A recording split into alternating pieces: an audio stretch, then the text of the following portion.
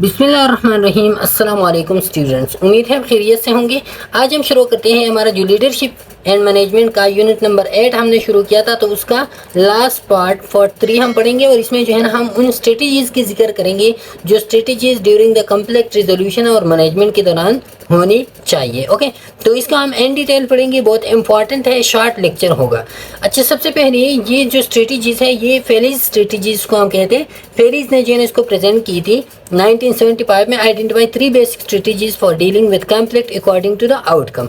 Outcome के base पे जो आप जब कॉन्फ्लिक्ट आप रिजॉल्व करते हो तो कॉन्फ्लिक्ट रिजोल्यूशन की एट द एंड जो आउटकम्स आते हैं वो आउटकम जो है ना वो किस तरह के आउटकम्स होगी, तो इसी के बेस पे इन्होंने कॉन्फ्लिक्ट रिजोल्यूशन स्ट्रेटजीज जो है ना इन्होंने 3 बेसिक स्ट्रेटजीज उन्होंने डिस्कस की है। ओके, सबसे पहले जो है ना वेन लूज है, फिर लूज लूज स्ट्रेटजी है, फिर वेन वेन स्ट्रेटजी है।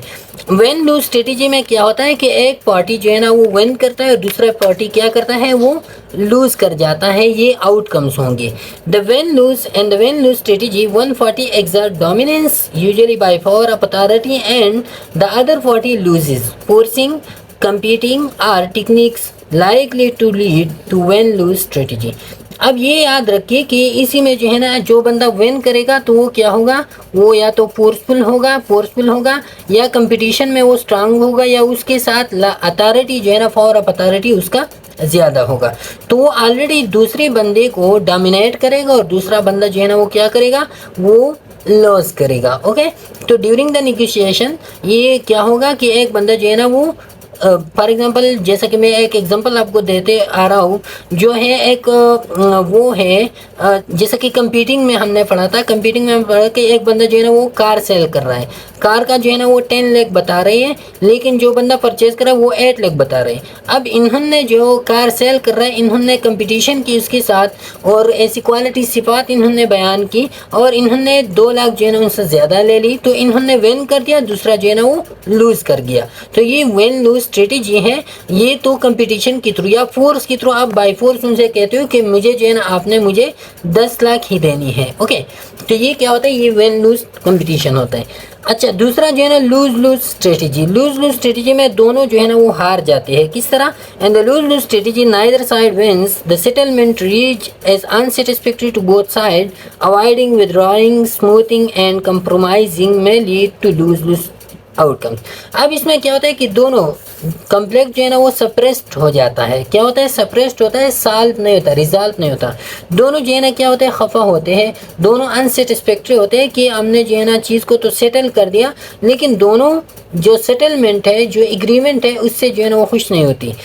ओके, जिसमें जो है ना जैसे कि अवॉइडिंग है, विड्रॉइंग है, या स्मूथिंग है, या कंप्रोमाइजिंग है। इसको हम इन डिटेल में बाद में इसी लेक्चर में हम पढ़ते हैं कि अवॉइडिंग, विड्रॉइंग, स्मूथिंग, कंप्रोमाइजिंग में क्या फ़र्क होता है। लेकिन तीनों में क्या होता है, लूज लूज स्ट्रेटजी होता है। लूज लूज स्ट्रेटजी मीन कि दोनों जो है ना वो हार जाते हैं, दोनों जो है ना एग्रीमेंट से खुश नहीं होती। ओके, अच्छा, वेन वेन स्ट्रेटजी में क्या होता है? वेन वेन स्ट्रेटजी में लूज लूज स्ट्रेटजी का एग्जांपल ये है कि फॉर एग्जांपल 2 बंदे हैं, इन्होंने जो है ना एक चीज़ पे, एक प्रोडक्ट पे काम करना था। दोनों की जो है ना ख्वाहिश थी कि वो इससे जो है ना बेटर अचीव करे। अब दोनों के दरमियान कॉन्फ्लिक्ट अराइज हो गया, दोनों फ्रेंड्स हैं और कॉन्फ्लिक्ट जो है ना ऐसा है कि एक बंदा कह रहा है कि मुझे देनी है, दूसरा कहता है कि नहीं मैंने चीज़ को लेना है। ओके, अब दोनों के दरमियान कॉन्फ्लिक्ट ऐसा है कि दोनों कंप्रोमाइज़ वगैरह एक दूसरे के साथ जो है ना वो एक दूसरे के साथ कोलैबोरेशन वगैरह नहीं करती, न एक अपनी दूसरे को अपोजिट को छोड़ते हैं और अपोजिट वाला फिर पहले वाले को नहीं छोड़ते। तो दोनों जो है ना अवॉइड करते हैं, एग्रीमेंट को अवॉइड करते हैं, बस विड्रा करते हैं और चले जाते हैं, चीज़ को वैसी के वैसी रह देती है। तो ये क्या हो गया, लूज लूज हो गया कि एक भी नहीं जीत सका। When when strategy focuses on goals and attempts to meet the needs of both parties। Win win strategy में क्या होता है, इसमें जो है ना कोलैबोरेशन होता है, दोनों पार्टीज की नीड जो है ना वो पूरी होते हैं। 2 specific win win strategy are consensus and integrative decision making. जैसा कि कंसेंसस है जिसको हम कोलैबोरेटिव टेक्निक भी कहते हैं, कोलैबोरेटिव या इंटीग्रेटिव डिसीजन मेकिंग है, जिसको कंफ्रंटेशन वगैरह जो है ना ये चीज़ें सब कुछ इसमें आते हैं विन विन स्ट्रेटजी में। अभी इसको 1 बाय 1 हम इन डिटेल पढ़ते हैं, जो इसके एग्जांपल है वो हम इन डिटेल पढ़ते हैं। ओके, अच्छा, अदर स्ट्रेटजीज में आते हैं कंफ्रंटेशन है, नेगोशिएशन है, कोलैबोरेशन है, कंप्रोमाइजिंग है, कंपीटिंग है और अकोमोडेटिंग। अब ये जो स्ट्रेटजी है ये कौन सी पे बेस करते हैं? जो पहले हमने वेन लूज लूज लूज और वेन वेन स्ट्रेटजीज पढ़ी तो ये इन्हीं पे बेस करते हैं। सबसे पहले जो है ना कंफ्रंटेशन, या इसको हम वेन वेन स्ट्रेटजी भी कहते हैं, ये वाला वेन वेन स्ट्रेटजी भी इसको हम कहते हैं। कंफ्रंटेशन क्या होता है कि इसमें जो है ना जो प्रॉब्लम है उसको आप सामने ला के टेबल पे रखते हो कि ये वाला प्रॉब्लम है, दोनों पार्टिसिपेंट बैठ जाते हैं और उसका कोई हल निकालता है। Okay, confrontation is considered the most effective means for resolving conflicts, and this is a problem oriented technique in which the conflict is brought out and to the open and attempts are made to resolve it through knowledge and reason। अब problem को जो है ना आप सामने लाते हो, table पर रखते हो और एक बंदा जो है ना अपनी पॉइंट ऑफ व्यू को जो है ना प्रेजेंट करते हैं, दूसरा बंदा अपनी पॉइंट ऑफ व्यू को, एक बंदा अपनी पॉइंट ऑफ व्यू के लिए जो इसके साथ एविडेंस होते हैं, जो लॉजिक्स होते हैं, जो रीजन होते हैं वो प्रेजेंट करते हैं, और दूसरा बंदा जो है ना अपनी लॉजिक्स और रीजन और नॉलेज को जो है ना प्रेजेंट करते हैं। और एट द एंड वो म्यूचुअली एक ऐसी एग्रीमेंट पे आते हैं जहाँ पे जो है ना दोनों के पास क्या हो, विन विन हो। Okay, the goal of this technique is to achieve win win solution. Facts should be use to identify the problem. यहाँ पे प्रॉब्लम आइडेंटिफिकेशन के लिए फैक्ट्स यूज होते हैं, लॉजिक यूज होते हैं, नॉलेज यूज होते हैं। The desired outcome should be explicit, और जो डिजायर्ड आउटकम आते हैं ना वो दोनों की बेहतरी में होते हैं और वो जो है ना एक्सप्लिसिट होते हैं, दोनों उसको जाहिर करते हैं, दोनों की बेहतरी में विन विन स्ट्रेटजी होते हैं। मीन की जो भी प्रॉब्लम हो, प्रॉब्लम को सॉल्व करने के लिए आपने रीज़न तलाश की, आपने जो है ना नॉलेज जो है ना वो उजागर किया और उस चीज़ को आपने रूट से सॉल्व किया, तो दोनों के लिए जो है ना क्या है, बेहतरी है। नेगोशिएशन में क्या होता है? Negotiation involves give and take on various issues among the parties. अब इशू ऐसा है कि नॉलेज के बेस पे सॉल्व नहीं होती, रीज़न के बेस पे सॉल्व नहीं होती। अब जो है ना एक बंदा देगा, दूसरा जो है ना लेगा। मीन कि एक बंदा जो है ना कंप्रोमाइज़ थोड़ा सा करेगा, दूसरा जो है ना वो क्या करेगा, थोड़ा सा जो है ना ऊपर जाएगा, या दोनों कंप्रोमाइज़ में आ जाएंगे, या एक बंदा जो है ना विन कर जाएगा, दूसरा बंदा जो है ना वो लूज़ कर जाएगा। तो ये नेगोशिएशन में फिर ये सारे बातें आती हैं। ओके, गिव एंड टेक होते हैं इसमें। Issues among the party, it's purpose is to achieve agreement even though consensus will never be achieved. यहाँ पे जो है ना एग्रीमेंट अचीव करने की कोशिश करते, चाहे दोनों की मर्जी हो या नहीं हो, कंसेंसस डेवलप होती फुली या नहीं डेवलप होती। Therefore the best solution is not often achieved. इसी वजह से बेस्ट सोल्यूशन तो अचीव नहीं होती, बेस्ट सोल्यूशन कंफ्रंटेशन में अचीव होते हैं। Negotiation often becomes a structure formal procedure as an collective bargaining. अब जब कलेक्टिव बार्गेनिंग होता है, जैसे कि हमने पहले डिस्कस किया था, फॉर एग्जांपल नर्सिंग कम्युनिटी है, नर्सिंग कम्युनिटी जो है ना वो जाके वो सेक्रेटरी हेल्थ के साथ बैठ जाता है, इसका सेक्रेटरी हेल्थ। तो ये नर्सिंग कम्युनिटी, ये कलेक्टिव बार्गेनिंग इसको हम कहते हैं ना, कि सारे लोग जो है ना इकट्ठे आ गए, सेक्रेटरी हेल्थ को जो है ना इन्होंने अपने मुतालिबात प्रेजेंट की। अब इसी वक्त जो है ना नेगोशिएशन शुरू होते हैं। नेगोशिएशन मतलब ये कि सेक्रेटरी हेल्थ भी थोड़ा सा कंप्रोमाइज़ करेगा, या जो है ना नर्सिंग कम्युनिटी वाले कंप्रोमाइज़ करेगा, और at the in collective bargaining करेंगे, और इसी के बिहाफ पे जो है ना एक एग्रीमेंट की तरफ ये लोग जाएंगे। However negotiation skills are important in arriving at an agreeable solution between any two party. यहाँ पे नेगोशिएशन स्किल बहुत ज़्यादा ज़रूरी होते हैं, जो हमने पहले एन डिटेल से डिस्कस किए कि कौन कौन सी स्किल जो है ना वो नेगोशिएशन के लिए, जैसे कम्युनिकेशन वगैरह और ट्रस्ट और रिस्पेक्ट और ये सारी चीज़ें जो है ना उसमें आते हैं। तो ये जब आपके पास ये स्किल्स हो तो आप बेटरली और बेस्ट तरीके से आप कलेक्टिव बार्गेनिंग फिर कर सकोगे। ओके, अच्छा, कोलैबोरेशन में क्या होता है? Collaboration implies mutual attention to problem. अब यहाँ पे जो है ना प्रॉब्लम को हम म्यूचुअल अंदाज से, कोलैबोरेटिव वे से आप देखते हो, बाहमी ताउन आप करते हो, in which the talents of all parties, सब लोग जो है ना इसमें शरीक होते, सब लोग अपनी ओपिनियन देते हैं। And collaboration the focus is on solving the problem not defeating the opponent. अब यहाँ पे जो है ना प्रॉब्लम को सॉल्व करना मेन पर्पस होता है, ना कि आप अपोनेंट को क्या करो, अपोनेंट को आप डिफीट करो, उसको शिकस्त। The goal is to satisfy both parties concern. यहाँ पे गोल क्या होता है कि दोनों पार्टीज की कंसर्न को जो है ना हम क्या करें, सेटिस्फाई करें। ओके, दोनों पार्टीज की कंसर्न जो है ना वो सेटिस्फाई होने की। यहाँ पे कंफ्रंटेशन में चीज़ जो है ना वो based on the reason, logic के बेस पे सॉल्व होता है। यहाँ पे जो है ना दोनों की कोलैबोरेशन से जो है ना चीज़ को सॉल्व करने की म्यूचुअल अटेंशन की ज़रूरत होती है, और ये भी जो है ना विन विन स्ट्रेटजी होती है। ओके, कंप्रोमाइज़ में क्या होता है? Compromise is use to divide the rewards between both parties. Compromise में रिवार्ड जो है ना दोनों पार्टीज़ के दरमियान क्या होता है, तकसीम होते हैं, दोनों पार्टीज जो है ना वो अपनी मौक़िफ़ से थोड़ी सी हट जाते हैं और एग्रीमेंट करते हैं। Compromise can serve as a backup to resolve conflict when collaboration is ineffective. जब कोलैबोरेशन नहीं होती, जब दो पार्टीज़ के दरमियान विन विन स्ट्रेटजी वो इम्प्लीमेंट नहीं होती, बाहमी ताउन का चांसेस नहीं है, तो इधर जो है ना फिर कंप्रोमाइज़ आता है। कंप्रोमाइज़ में बैकअप होता है, अपने मौक़िफ़ से थोड़ी सी पीछे हटना होता है। It is sometime the only choice when opponents of equal power are in conflict over two or more mutually exclusive. यहाँ पे जो है ना ये लाजमी होगा कि दोनों अपोनेंट जो है ना वो सेम पावर के होंगी, एक जो है ना कमज़ोर नहीं होगा या दूसरा जो है ना वो मोर पावरफुल नहीं होगा, दोनों सेम पावर की। दूसरा जो है ना वो एक से ज़्यादा गोल्स होंगे, ताकि एक गोल में एक कंप्रोमाइज़ करेगा तो दूसरे गोल में दूसरा कंप्रोमाइज़ करेगा। एक से ज़्यादा म्यूचुअली मोस्टली जो है ना यूजुअली एक से ज़्यादा गोल्स होंगे। And compromising is also useful when a solution is needed repeatedly. Compromising उसी टेक्निक में भी बहुत ज़्यादा इंपॉर्टेंट होता है जब सोल्यूशन आपको जल्दी से सोल्यूशन चाहिए, आपने जो है ना रूट में नहीं जाना, आप कहते हो कि यार कुछ ना कुछ करो, कुछ आप कम आ जाओ, कुछ मैं कम हो जाऊंगा, और चीज़ को जो है ना वो डील करते हैं। ओके, तो इसी पे जो है ना फिर कंप्रोमाइज़ आते हैं। द नेक्स्ट वन स्ट्रेटजी जो है ना वो कंपीटिंग है। कंपीटिंग जिसको हम विन लूज सोल्यूशन कहते हैं।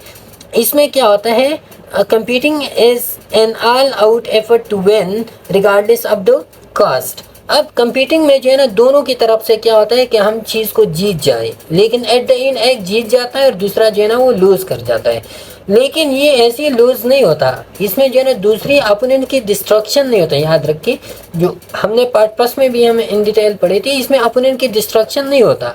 अपोनेंट जो है ना सिर्फ अपने मौक़िफ़ को हार जाता है। ओके, यहाँ पे regardless of the cost competing may be needed in situation involving critical decision. जहाँ पे क्रिटिकल डिसीजन वहाँ पे अक्सर कंपटीशन होते हैं। And competing is also used in situation in which time does not allow for more cooperation. ऐसी situation जहाँ पे जो है टाइम कम होता है, कोऑपरेशन नहीं होता, तो फिर कंपटीशन जो है ना वो आता है, और कंपटीशन के थ्रू जो है ना एक बंदा वो चीज़ को विन कर जाता है, दूसरा जो है ना वो हारते हैं चीज़ को। ओके, एकोमोडेटिंग में क्या होता है, एकोमोडेटिंग में एडजस्टिंग होता है।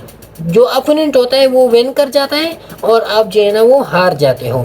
अब अपोनेंट की पॉइंट ऑफ व्यू के साथ अपने पॉइंट ऑफ व्यू को आप एडजस्ट करते हो। Accommodating is unassertive cooperative technique use. यहाँ पे हाई कोऑपरेशन होता है और लो इजर्टियस होता है। Used when individual neglect their own concerns in favour of others concerns. और ये कब होगा कि जब इंडिविजुअल जो है ना अपनी कंसर्न्स को इग्नोर करते हैं, नेग्लेक्ट करते हैं, और जो अपोनेंट कंसर्न्स होते हैं उसके फेवर में वो चला जाता है। ये जो है ना ये स्ट्रेटजीज हमने इन डिटेल से जो पार्ट फर्स्ट है उसके वो भी आपने इनके लिए बहुत लाजमी देखनी है, उधर भी हमने डिस्कस की है ये। अच्छा, फिर बाकी जो स्ट्रेटजीज है इसमें क्या होता है, अवॉइडिंग विड्रॉल। तो ये जो स्ट्रेटजी हमने पढ़ी ना, इसमें कॉन्फ्लिक्ट रिजॉल्व होता है किसी न किसी तरीके से, चाहे कोई लूज़ कर जाए विन कर जाए, लेकिन कॉन्फ्लिक्ट रिजॉल्व होता है। अब ये जो स्ट्रेटजीज है इसमें कॉन्फ्लिक्ट रिजॉल्व नहीं होता, कॉन्फ्लिक्ट सप्रेस्ड होता है। क्या होता है, सप्रेस्ड होता है, जिसके अवॉइडिंग है, विड्रॉल है, स्मूथिंग है, फोर्सिंग है। अच्छा, अवॉइडिंग में क्या होता है, अवॉइडिंग में फॉर एग्जांपल दो दोस्तों के दरमियान कॉन्फ्लिक्ट आ गया। अब दोस्त जो है ना एक दूसरे के कॉन्फ्लिक्ट को ना रिजॉल्व कर सकते हैं, रिजोल्यूशन के कोई चांसेस भी नहीं है, तो दोनों कॉन्फ्लिक्ट को इग्नोर करने की कोशिश करते हैं। ऐसे ही समझते हैं कि कॉन्फ्लिक्ट है ही नहीं, दूसरे के साथ गपशप लगाते हैं, और कॉन्फ्लिक्ट जो है ना वो एक पेटी में उन्होंने बंद रखा हुआ होता है, वो जो है ना बंद पड़ा हुआ होता है, और एक दूसरे की तक गपशप वगैरह लगाते हैं, कॉन्फ्लिक्ट को इग्नोर करते हैं। And avoiding the participant never acknowledge that a conflict exist. ये जो है ना ये नहीं समझते कि कॉन्फ्लिक्ट जो है ना वो प्रेजेंट है। Avoidance is the conflict resolution techniques upon used in highly cohesive. जो ग्रुप बहुत ज़्यादा कोहेसिव होता है, एक दूसरे के साथ बहुत ज़्यादा इन टच होता है, तो फिर अवॉइडिंग टेक्निक जो है ना वो यूज़ होते हैं। The group avoid disagreement because its members do not want to do anything that may interfere with the good feelings they have for each other। या भी जो है ना डिसएग्रीमेंट भी एक दूसरे के साथ नहीं करते, लेकिन साथ में एग्रीमेंट भी जो है ना लोग दोनों नहीं पहुंचते। तो फिर ये क्यों एक दूसरे के ये कॉन्फ्लिक्ट को जो है ना क्या करते हैं, अवॉइड करते हैं, रिजॉल्व नहीं करते, अवॉइड करते हैं। और क्यों करते हैं, ताकि एक दूसरे के जो गुड फीलिंग्स है, गुड विशेस एक दूसरे के लिए है, वो जो है ना वो ख़राब ना हो जाए। ओके, विड्रावल में क्या होता है, विड्रावल में एक बंदा जो है ना वो चीज़ को मुकम्मल छोड़ जाते हैं, दूसरे की तरफ जो है ना आप जानो और आपका काम जानो, मैंने इन चीज़ों में नहीं इन्वॉल्व होना है। तो फिज़िकली या जो है ना वो रूम लीव करते हैं, मीटिंग रूम जो है ना वो लीव करते हैं, या इमोशनली जो है ना वो कहते हैं कि बस ख़त्म, सब कुछ ख़त्म, लैपटॉप वगैरह बंद कर देते हैं और मैंने कुछ नहीं करना, ओके, शट डाउन करते हैं। Withdrawal from the complex simply removes at least one party, एक पार्टी रिमूव होना है, thereby making it impossible to resolve the situation. जब एक पार्टी जो है ना वो रिमूव हो जाए, वो चली जाए, तो दूसरी पार्टी तो खुद से जो है ना वो उसको रिजॉल्व नहीं कर सकती, तो कॉम्प्लेक्ट वैसी की वैसी रह जाती। The issue remains unresolved and feelings about the issue में री इमर्ज इनएप्रोप्रिएटली। अब इधर तो आपने टाइमली चीज़ को सप्रेस तो हो गया, लेकिन हो सकता है ये फ्यूचर में ये किसी और रूप में जो है ना ये री इमर्ज हो जाए, इनअप्रोप्रिएटली री इमर्ज हो जाए। अब the conflict shoot up into a dangerous situation, avoiding and withdrawal are inappropriate। अब एक कॉन्फ्लिक्ट है, वो ऐसी कंडीशन में चला गया जो डेंजरस सिचुएशन है, जहाँ पे कोई भी हल पॉसिबल नहीं है और जहाँ पे जो है ना एक दूसरे के खिलाफ भी नहीं आ सकती, तो फिर विड्रॉल और अवॉइडिंग जो है ना ये सबसे बेहतरीन स्ट्रेटजी है कि इस चीज़ को वक्ती तौर पे आप सप्रेस करो।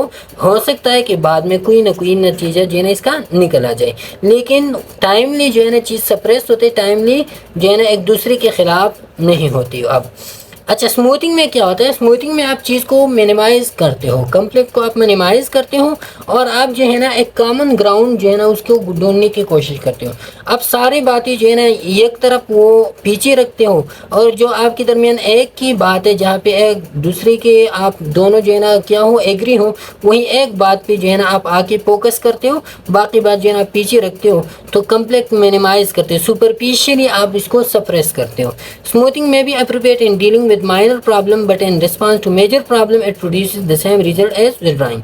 माइनर प्रॉब्लम तो ठीक है, माइनर प्रॉब्लम में आपने एक को सेलेक्ट किया, दूसरा जो है ना आपने थोड़ा सा साइड पे रखा, लेकिन जो मेजर प्रॉब्लम्स होते हैं, मेजर प्रॉब्लम में ये इसी कंसिक्वेंसेस के निकल आते हैं, जैसे कि विड्रॉल से आते हैं, जैसे कि विड्रॉल से इनएप्रोप्रिएट री इमर्जिंग होते हैं, इसी तरह इससे भी फिर जो है ना इनएप्रोप्रिएट री इमर्जिंग होते हैं, या मुकम्मल तौर पे प्रॉब्लम जो है ना सप्रेस नहीं होती, तो ये मेजर प्रॉब्लम के लिए नहीं होती। जो माइनर प्रॉब्लम होते हैं उसको आप सुपरफिशियली डील करते हो और चीज़ को जो है ना इधर उधर करते हो। फोर्सिंग में क्या होता है? फोर्सिंग में जो है ना एक बंदा अपनी फोर्स को यूज़ करते हैं, okay. Forcing is a method that yields an immediate end to the conflict but leaves the cause of conflict unresolved. यहाँ पे जो है ना आप कॉन्फ्लिक्ट को तो इन करते हो बाय फोर्स, लेकिन जो काज होता है, रूट काज होता है, उसको आप ख़त्म नहीं कर सकते। फोर्सिंग में भी अप्रोप्रिएट इन लाइफ और death situation but is otherwise inappropriate. अब फोर्सिंग उस सिचुएशन में बेहतर है कि जहाँ पे लाइफ और डेथ का मामला हो, ऐसी सिचुएशन हो जहाँ पे दोनों एक दूसरे के ख़िलाफ़ जो है ना वो गन्स और वेपन जो है ना इन्होंने उठाई हुई हो, एक दूसरे को मारने की कोशिश करते हो, तो तीसरा पार्टी आते हैं और उसको फोर्स करते हैं, एक को जो है ना फोर्स करते हैं, बाय फोर्स जो है ना उसको क्या करते हैं, उसको सप्रेस करते हैं। लेकिन जब ऐसी कंडीशन हो जहाँ पे लाइफ और डेथ सिचुएशन हो, तो आपने फिर फोर्स को यूज़ नहीं करना है।